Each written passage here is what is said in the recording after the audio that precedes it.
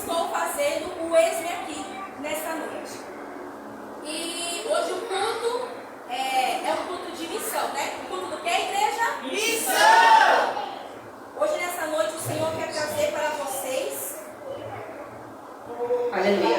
Hoje, nessa noite, o Senhor quer trazer para vocês uma conscientização missionária. Meu Deus! Hoje o Senhor quer te apresentar só a ponta do iceberg, o que é ser um missionário e o que é ter um coração missionário. Eu te convido a abrir a sua Bíblia em Neemias, capítulo 1. Aleluia. Quero que você também fique com a sua Bíblia aberta, tá? Porque eu quero que você acompanhe a leitura comigo, amém?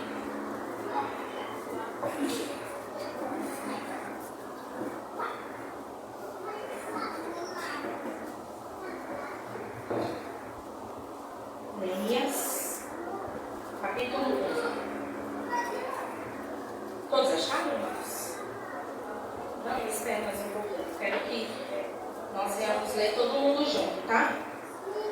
Neemias, capítulo 1. Aleluias. O Senhor tem muito para nos tratar nessa noite. Culto de missão, muitas das vezes não é aquele culto que as pessoas dizem, receba um carro, receba, né? É um culto que Deus quer nos tratar. Deus quer nos tratar. Deus quer que nós sejamos um verdadeiro missionário nessa noite. Neemias, capítulo 1. Posso ler? As palavras de Neemias, filho de Acarias. E sucedeu no mês de Quisleu, no ano 20º, estando eu em Susã, no palácio, que veio Hanani, um de meus irmãos, ele e alguns de Judá. E perguntei-lhe pelos judeus que escaparam e que restaram no cativeiro, e acerca de Jerusalém. E disseram-me, os restantes que não foram levados para o cativo lá na província estão em grande miséria e desprezo, e o muro de Jerusalém fendido, e as suas portas queimadas a fogo. Versículo 4. E sucedeu que, ouvindo eu, Neemias, essas palavras, assentei-me e chorei e lamentei por alguns dias, e estive jejuando e orando perante o Deus dos céus. Amém? Pode se assentar.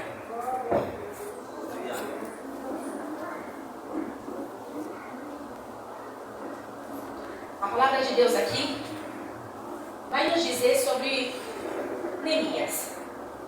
Neemias não era um profeta, Neemias era um copeiro. Quando aqui no versículo 1 vai dizer que ele estava no palácio, ele estava vivendo uma vida muito boa, irmãos. Neemias era um copeiro. O que é um copeiro? O copeiro, quando ele está servindo o rei, ele fica do lado do rei. E quando é servido do rei uma taça de vinho, uma comida, quem come primeiro é o copeiro. Porque se tiver vinho, é o copeiro que morre. E Neemias, ele era o copeiro. E era o rei Artaxerxes, que é o rei que Neemias servia, ele tinha vários copeiros.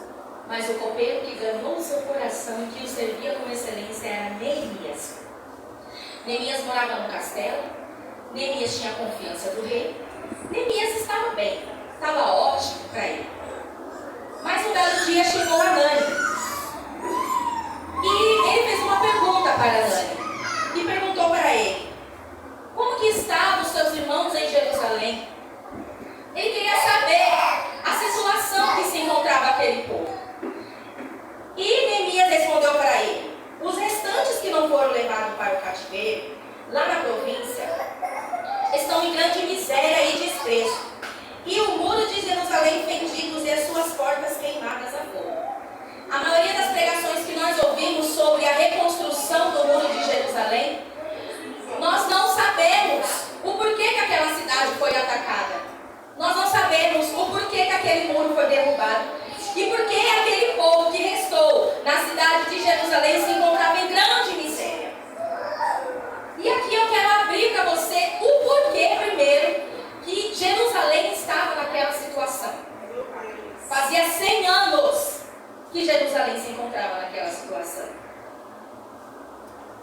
aqui, eu fui pesquisar, fui buscar, eu queria saber o porquê que aquilo tinha acontecido com o povo israelita, o povo de Jerusalém.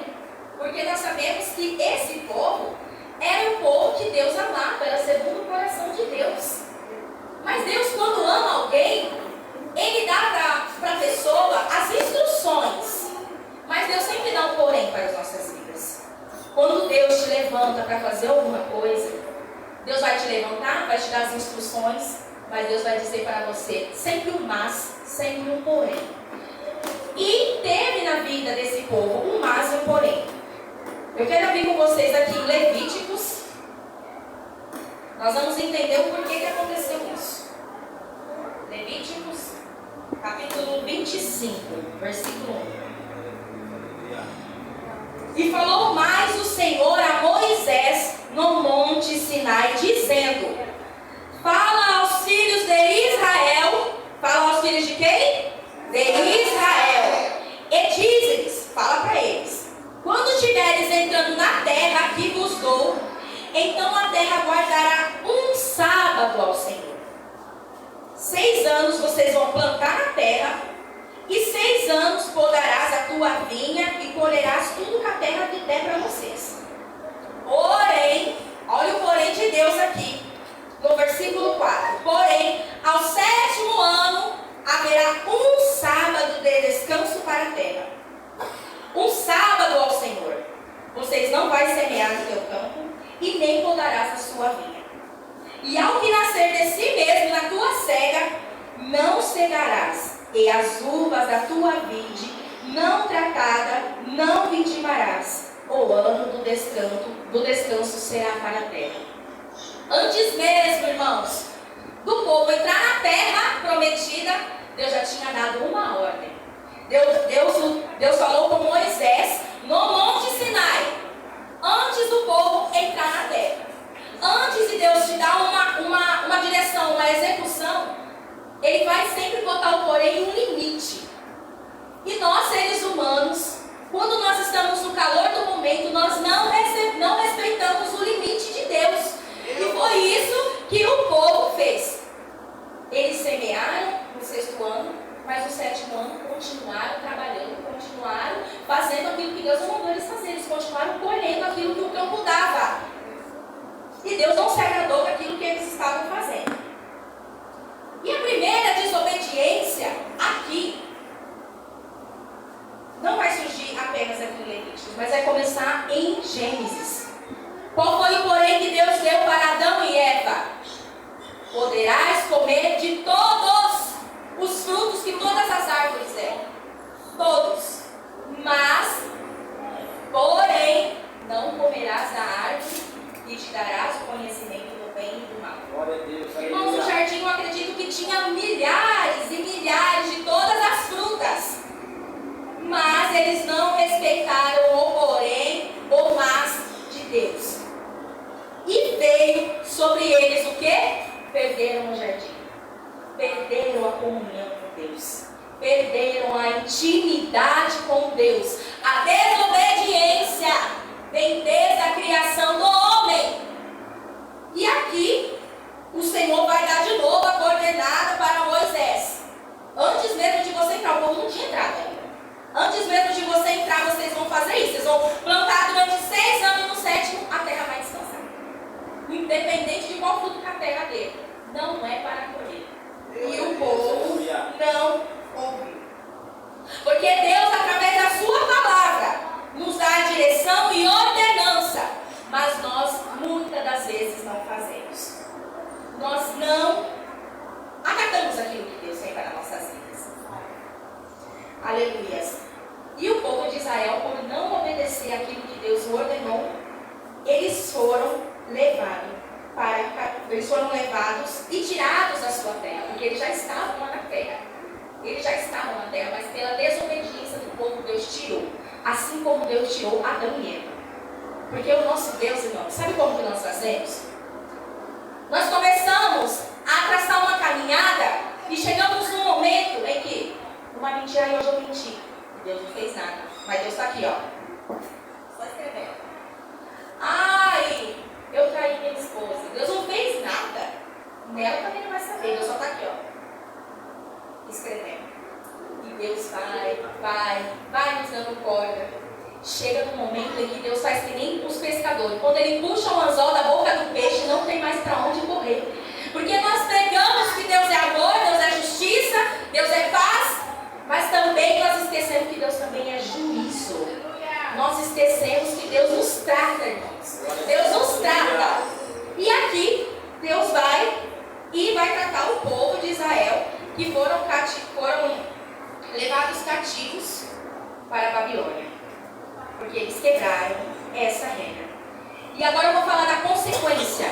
A consequência deles não obedecerem à ordem de Deus antes mesmo deles entrarem na terra prometida. Abra comigo em 2 Crônicas, capítulo 36, versículo 14 ao 21. Esse é um momento muito principal, esse texto aqui, irmãos. Então eu quero que nós venhamos ler todo mundo junto, tá? 2 Crônicas 36, 14. Vamos todo mundo aprender hoje o que é ser um missionário, o que é ter um coração missionário. Aqui vamos entender a consequência da desobediência do povo de Jerusalém. Versículo 14.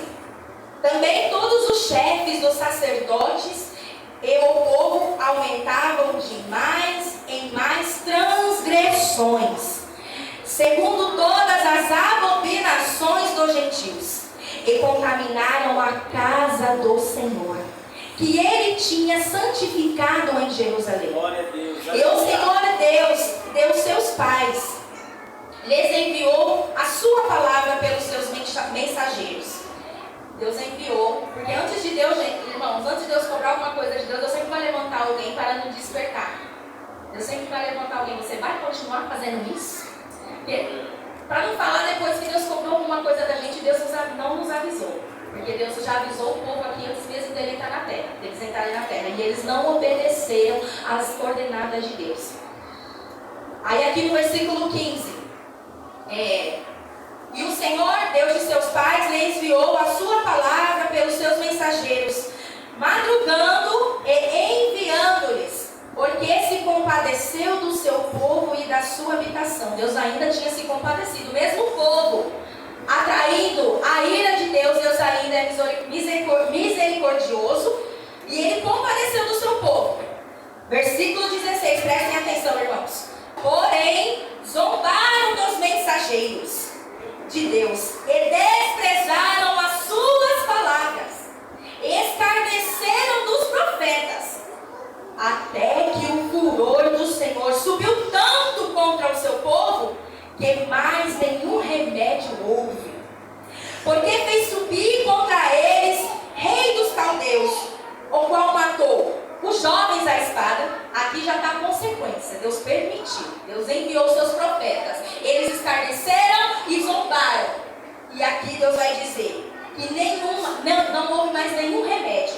E no versículo 17 vai dizer: porque Deus fez subir contra eles o rei dos caldeus, que o matou os seus jovens à espada na casa do seu santuário, e não teve piedade nem dos jovens, nem das moças, nem dos velhos, nem dos decrépitos.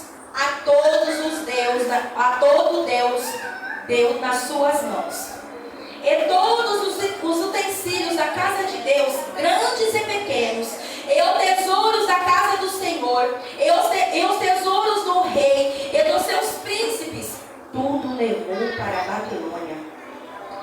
E queimaram a casa de Deus, e derribaram os seus muros de Jerusalém, e todos os seus palácios queimaram, destruindo também todos os seus preciosos objetos. E os que escaparam da espada levou-o para a Babilônia, e fizeram-se servos dele e de seus filhos, até o tempo do reino da Pérsia, para que se cumprisse a palavra do Senhor pela boca de Jeremias. A promessa de Deus com o povo, usando a boca do profeta Jeremias, que depois de 70 anos de cativeiro, Deus nos traria voltaria novamente a Jerusalém. Por que 70 anos de cativeiro? Pergunta para mim, por que 70 anos de cativeiro? Por que 70 anos de cativeiro? Porque esses 70 anos, irmãos, eram os anos que eles deviam para Deus. Eles ficaram 70 anos colhendo fruto no momento que não era para colher. Que era no momento que Deus disse que era para a terra descansar. Eles continuaram colhendo, plantando. Deus ainda teve paciência de suportar 70 anos. E quando veio a justiça de Deus aqui, que Ele deixou os babilônicos levar o povo para a Babilônia, cativeiro, 70 anos o Senhor disse, vocês vão ficar cativos 70 anos, que é o tempo que eu disse para vocês, até a terra descansar, que é os 70 anos que vocês têm débito comigo. E quando acabar os 70 anos que vocês estão devendo para mim, que a terra para estar descansando, vocês vão voltar para Jerusalém. Glória a Deus. Olha que forte, irmãos. Olha que forte. E aqui, eu queria saber mais sobre o povo babilônico. Eu queria saber mais sobre o povo babilônico. Aí nós vamos abrir em Abacuque. Abra comigo em Abacuque, capítulo 1. Abacuque, capítulo 1, versículo 5. A descrição dos babilônios. Versículo 5, capítulo 1, versículo 5. Escute bem a descrição do povo que levou os povos cativos. Vede entre as nações, e olhai e maravilhai-vos, e admirai-vos. É Deus falando aqui. Porque eu realizo em vossos dias uma obra que vós não crereis, quando for contada. Deus ainda vai dizer que isso daqui é uma obra que Ele fez. Versículo 6. Porque eis que eu suscito os caldeus, nação amarga e apressada, que marcha sobre largura da terra, para possuir moradas não suas. Está falando do povo babilônico. Eles são horrível e terrível, eles são. Da mesma sairá o seu juízo e grandeza. Espera aí que eu vou colocar aqui porque minha Bíblia... Aí. Saiu o papel. E aqui vai dizer que eles eram maus, eles eram sanguinários. E os seus cavalos eram mais rápidos que os leopardos. Deus levantou esses homens. Olha a situação. Eu acho que aqueles homens eram tão mal. E Deus disse que foi uma obra que Ele permitiu para consertar o povo. Deus queria consertar o povo para depois trazê-los de novo a Jerusalém. Aleluias. E aqui nós vamos ver a promessa de Deus através de Jeremias. Depois dos 70 anos. O que Jeremias vai dizer? Jeremias 29:10. Depois que os povos já foram levados para a Babilônia. Porque assim diz o Senhor, certamente que passados 70 anos na Babilônia, vos visitarei e cumprirei sobre vós a minha boa palavra, tornando-vos a trazer a este lugar. Deus, depois de 70 anos, Deus levantou ainda o profeta Jeremias e disse que depois Deus vai visitar o povo e sobre vós a minha boa palavra, tornando-vos a trazer a este lugar. E depois de passar esses 70 anos, Deus começa a levantar as pessoas para edificar novamente Jerusalém. Agora vamos voltar lá em Neemias, capítulo 1. Aleluia. Neemias, capítulo 1.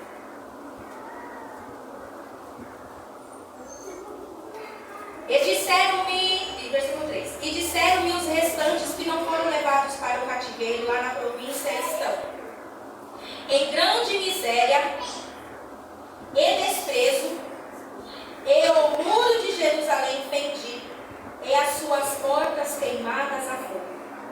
E sucedeu que eu, ouvindo essas palavras, assentei e chorei e lamentei por alguns dias.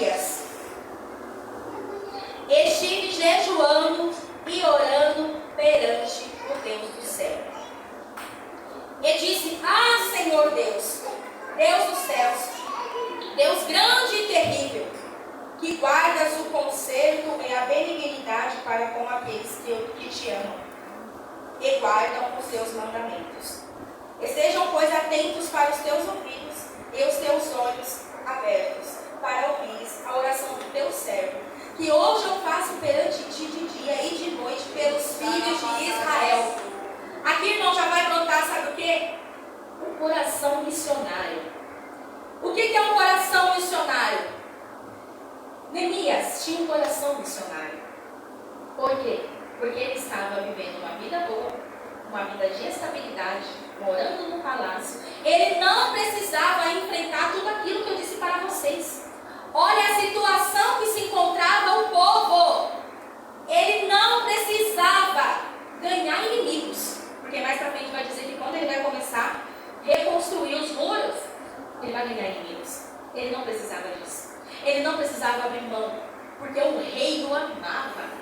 De todos os copeiros, era Neemias que o rei gostava. E ele não precisava abrir mão da sua vida para edificar o muro de pessoas que transgrediram há 100 anos atrás. Há 100 anos, quantas coisas não aconteceram? Quantas coisas não aconteceram? E Neemias, com o seu coração missionário, ele vivia uma vida maravilhosamente bem. Né? E ele quis pegar a dor de alguém e transmitir para ele. E aí ele vai fazer a oração para Deus. E não vai dizer o pecado do povo que pecou contra o Senhor. Os nossos pecados. Ele inclui ele naquilo. Ele inclui ele. E a pergunta do Espírito Santo para você nessa noite é: quando você está vivendo na sua zona de conforto, Meu Deus! vivendo o melhor de Deus para a tua vida, Jesus! você vai se lembrar do teu irmão? Você vai ser um Neemias que vai se compadecer, vai ter um coração missionário e vai se compadecer do teu irmão? Quando nós estamos passando por dificuldade, quando nós estamos passando uma prova de Deus, aí Deus vai e manda uma cesta básica para você. Nós, irmãos, como pessoas, seres humanos, nós vamos fechar a nossa porta e vai falar assim: eu não sei como que eu vou precisar de novo dessa cesta. Vamos fechar a porta, não contar para ninguém que Deus mandou essa provisão é nossa. Por quê? Porque nós não temos coração missionário. Nós não olhamos para as pessoas que precisam de uma palavra, de um ombro, uma intercessão. E também, não é só intercessão, oração, irmão. Porque meu pastor fala que a pessoa que está com fome, que você vai ficar falando a palavra, ele quer comer não só espiritual, ele quer matar a fome. Não é verdade? Ele não vai nem prestar atenção naquilo que você está falando. E hoje Deus diz para você, no momento que você se encontra, você tem tido um coração missionário? Você tem tido compaixão dos seus irmãos, como Neemias fez? Ananias conta o cenário que o povo estava. Miséria. O que é miséria? Pobreza extrema, passando fome e o estado de sofrimento excessivo, desprezo, ausência de consideração. Não tem quem nos considere. Não tinha quem nos considerasse. Mas Deus sempre tem um remanescente. Deus sempre levanta um remanescente. E o remanescente aqui foi Neemias. Antes de Neemias, Deus levantou primeiro a Zorobabel para construir a cidade. Depois Deus levantou a Esdras para a construção novamente do templo de Salomão. Mas ainda o povo se encontrava cativo, miséria, desprezo, tudo de ruim que vocês puderem imaginar o povo estava passando. E Neemias abre mão do seu conforto, abre mão da sua vida e desperta sobre ele o coração missionário, o coração de fazer missão. E ele se compadeceu ao ouvir a situação em que teus irmãos têm se encontrado. Eu quero dar a vocês agora novamente um segundo exemplo de um coração missionário. 2 Reis, capítulo 5, versículo 3. Um exemplo de um coração missionário. E disse a esta senhora, a menina que foi... e saíram a tropa da Síria e da terra de Israel, e levaram presa uma menina que ficou a serviço da mulher de Naamã. E disse, esta a sua senhora, tomara... Aí ela disse para a sua senhora, irmãos, tomara que o meu senhor estivesse diante do profeta, que está em Samaria, e ele o restauraria da sua lepra. Aquela menina decidiu dar direção para um homem que tinha te ferido. Porque eu quero expor aqui duas feridas que aquela menina tinha. Primeiro, ferida psicológica. Imagine alguém te tirar de perto dos seus pais, perto dos seus irmãos, perto da sua mãe, te levar para outro lugar para ser serva de alguém.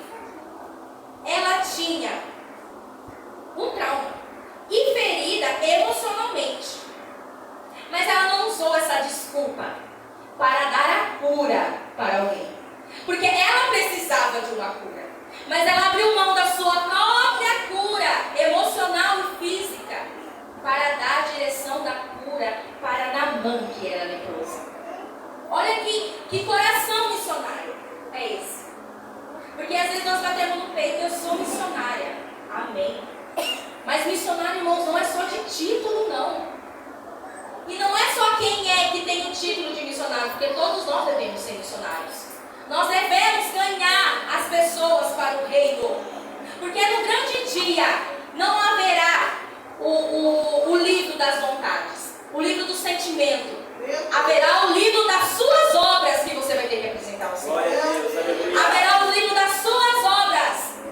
Quando alguém está, vamos lá orar na casa da irmã. Eu não senti nada, eu não vou não. Deus vai requerer não os seus sentimentos, Deus vai requerer a sua obra.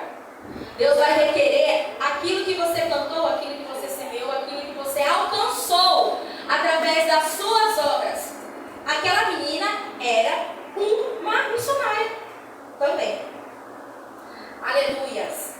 E aqui a palavra do Senhor vai dizer que Neemias sentou, jejuou e chorou por alguém que não era nem o seu sangue.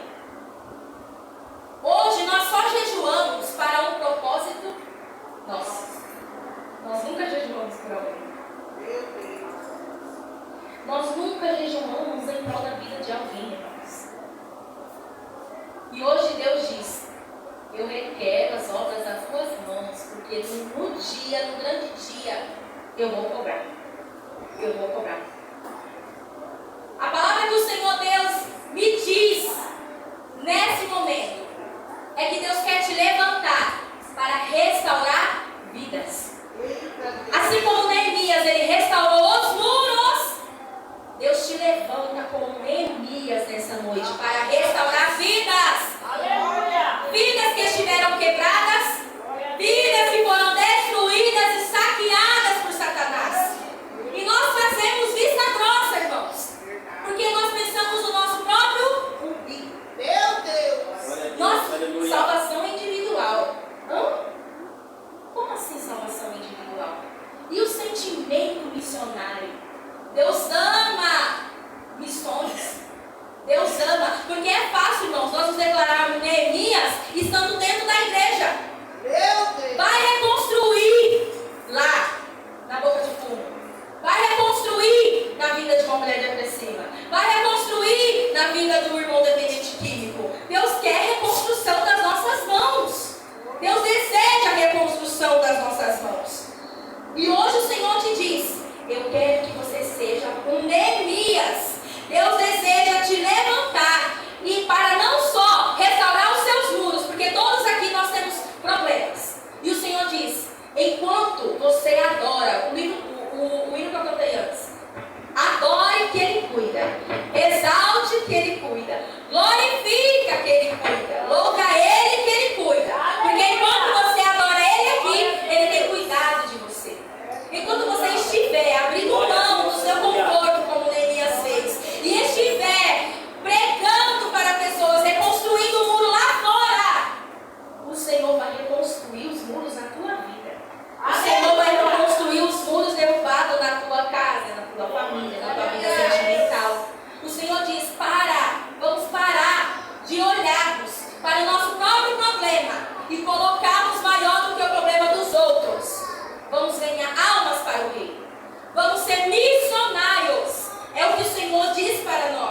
neste momento.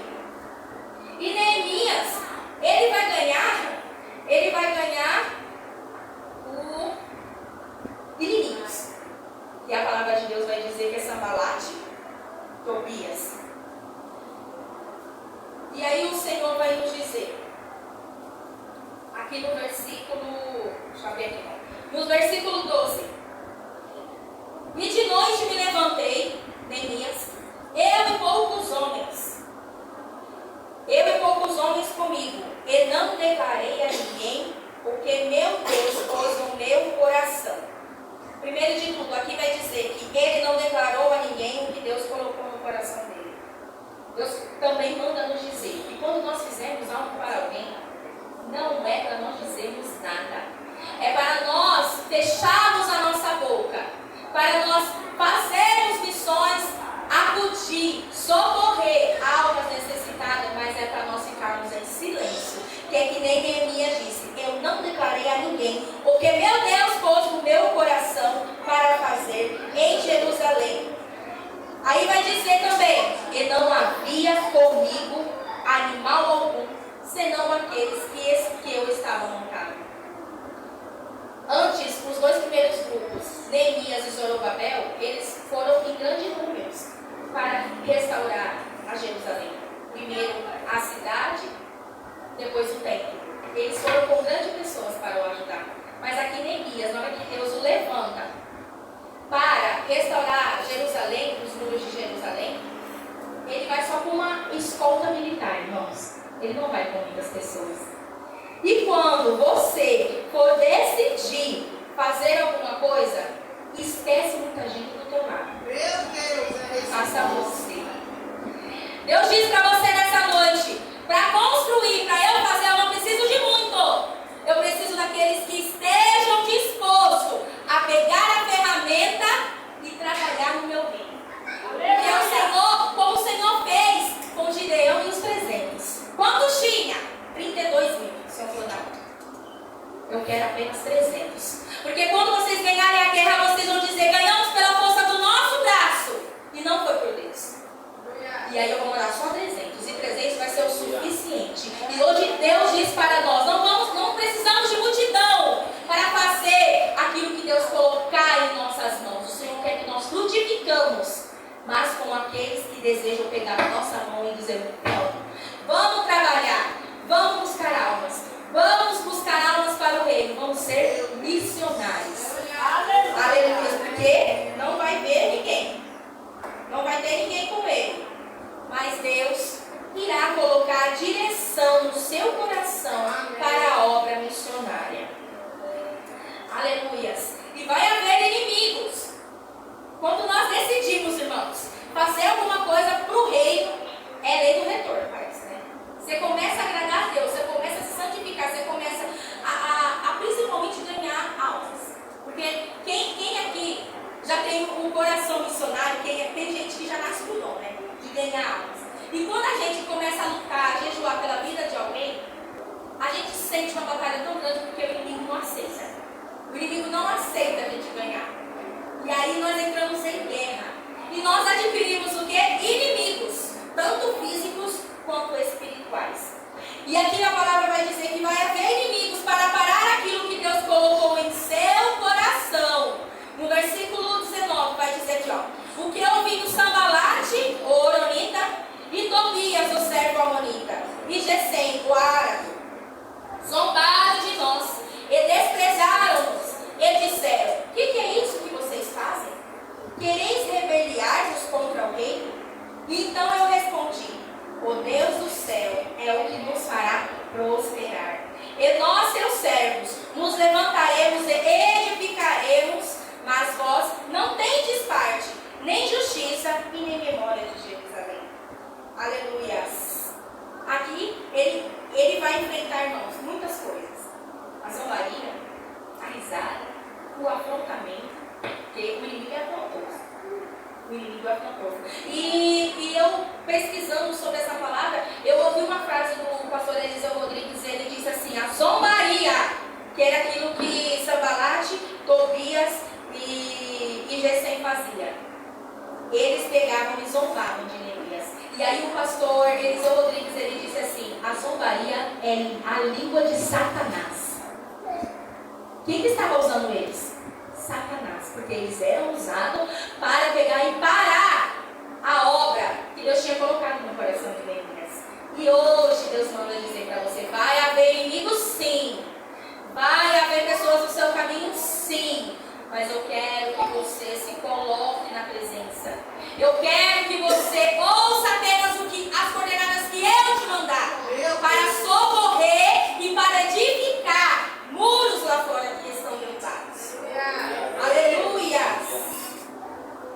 Glória a Deus. Os seus inimigos se iraram muito, né? Se iraram muito, levantou contra eles.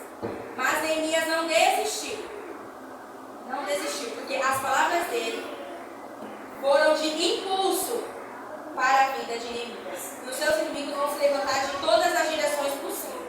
Mas hoje, Deus te prepara para vencer. Hoje Deus te prepara para vencer. Hoje Deus te capacita para. Deus manda te dizer: para de colocar, eu não sei falar, eu não sei dizer. Irmãos, você sabe o endereço da tua casa, você não vai saber falar de Deus? Você sabe como que fala, o CEP da tua casa para comprar lá na Shopee, mas você não sabe falar de Deus? Hã? Deus manda te dizer: para. Eu quero que vocês peguem as ferramentas e comecem a trabalhar incansavelmente na minha obra. Eu quero colocar na vida de vocês corações missionários, desejo de fazer a minha obra, e vai se levantar contra, vai. Mas eu quero que isso sirva de impulso para você. Eu quero que isso seja gasolina para você prosseguir e não olhar para aqueles que estão tentando parar a obra de Deus na tua vida. Aleluias. E aqui no versículo 13, 4:13, deixa eu ver aqui. No capítulo 4 e no versículo 13, aqui Neemias vai se preparar. Porque Sanbalat e Tobias e Gesem, eles armaram contra o povo que já estavam lá trabalhando. Eles disseram: na hora que ficar a noite, nós vamos entrar, nós vamos matar todo mundo. Nós vamos acabar com a vida de todo mundo. Aí, Neemias, meu filho, Deus já disse para Neemias o que ia acontecer. Porque quando o inimigo se levanta, Deus já te dá a direção e fala: você vai fazer isso, isso, isso e isso. E é o que Deus deu para Neemias, no versículo 13, que ele vai dizer: pelo que pus guardas nos lugares baixos, por trás dos muros e nos altos, e pus o povo pelas suas famílias, com as suas espadas e lanças e com os seus arcos. Irmãos, aqui nada mais e nada menos vai dizer que o povo trabalhava. Vamos imaginar aqui numa mão, como chama aquilo que nós jogamos na chapiscar? Que ele pega na mão? Vamos imaginar que é uma pá. Uma mão eles pegavam a pá e no outro eles tinham arma. Olha a preparação que Deus deu para eles. Porque a palavra de Deus vai dizer lá na frente que os inimigos chamam Neemias e Neemias diz: eu estou em uma grande obra e eu não posso parar. Eu estou em uma grande obra e eu não posso parar. Aí Deus vai dar estratégia para Neemias, o povo trabalhando e a arma aqui, ó. Era só chegar no inimigo e morria. E hoje Deus quer dar para você a preparação. Qual que é a preparação que Deus quer dar para nós hoje? Efésios capítulo 6, versículo 13. Aleluia! Portanto, tomai toda a armadura de Deus. A armadura de quem, irmãos? A armadura de Deus. Para que possais resistir no dia mau e, havendo feito tudo, ficarás firme. E estáis, pois, firme, tendo cingido os vossos lombos com a verdade, e vestida com a couraça da justiça, e calçando os pés da preparação do evangelho da paz, tomando sobretudo o escudo da fé, com o qual podereis apagar todos os dardos do maligno. e a espada do Espírito, que é a palavra de Deus. Hoje o Senhor coloca sobre a tua vida o capacete da salvação. Receba aqui nessa noite. Isso é profético, irmãos. O Senhor tem colocado sobre a tua cabeça o capacete da salvação. Na tua mão, a espada, que é a palavra do Senhor, para lutar contra as hostes malignas, quando nós vamos edificar muros lá fora. O Senhor quer te dar a espada, que é a Bíblia, a palavra para você guerrear. O escudo para você se proteger contra os dardos inflamados que o inimigo vai lançar na sua vida. E a sandália da preparação. Peça para Deus hoje te revestir. Peça para Deus hoje te usar. Senhor, coloca sobre mim um capacete. Coloca sobre mim um escudo. Coloca sobre mim a espada. Coloca sobre mim a sandália. Para que eu venha alcançar reinos. Para que eu venha, Senhor Jesus, lutar contra as hostes, a conquistar os malignos. Para que eu venha apresentar a Ti no grande dia as minhas obras. E o Senhor venha se contentar. Que o Senhor venha se alegrar das minhas obras, Pai. Porque ovelha gera ovelha. Ovelha gera ovelha. Que você venha gerar. Que você venha não desistir. Porque quando surgir na tua vida Sanbalate, Tobias e Gesem, você vai estar preparado. Trabalhando com a mão, a espada na outra, e vai dizer: não, diabo, você vem, eu te mato. Você fica aí, estou numa grande obra e eu não posso parar. Estou numa grande obra e eu não posso parar. Hoje Deus quer colocar no seu coração amor pelas missões. O Senhor nessa noite quer colocar amor, Senhor Jesus, pelas almas que estão cativas, irmãos, pelas almas, Senhor, que necessitam de ouvir uma palavra. Que nessa noite nós venhamos reedificar vidas, muros, famílias que estão destruídas, famílias que estão acabadas. Nessa noite é o que o Senhor mandou dizer para vocês. Missão não é que o Senhor vai te dar, vai receber. Hoje o Senhor trouxe uma reflexão. Hoje o Senhor trouxe para nós uma pergunta. E o Senhor deseja, irmãos, que nós sejamos missionários na obra do Senhor. Que nós venhamos ganhar almas para o Rei. E que nós estamos numa grande obra. E que nós não viemos e não vamos parar. Aleluias. Amém? Eu agradeço a oportunidade no nome de Jesus.